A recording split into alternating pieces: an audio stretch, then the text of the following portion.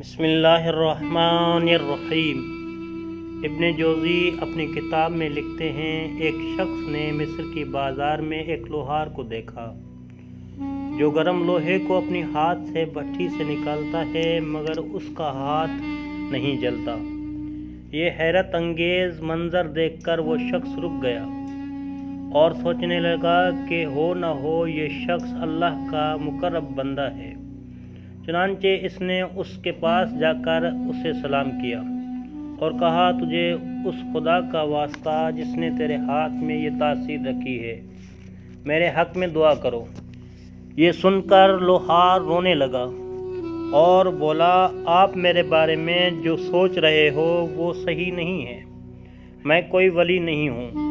اس نے کہا، پھر تم یہ کام کیسے کر سکتے ہو جو ولیوں کے سوا کوئی دوسرا نہیں کر سکتا؟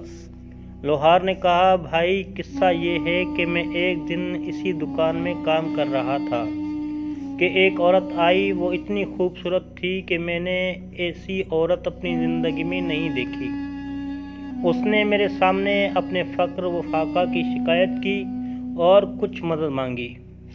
میں نے موقع غنیمت جانا اور کہا، میں اس شرط پر تیری مدد کروں گا کہ تو اپنا جسم میرے حوالے کر دے۔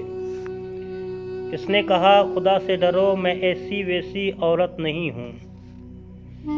میں نے کہا، پھر میری دکان سے چلی جا۔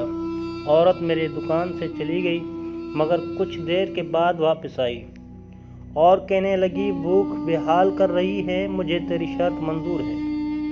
یہ سن کر میری بانجھ کھل گئی۔ میں نے دکان بند کی اور اس عورت کو گھر لے آیا۔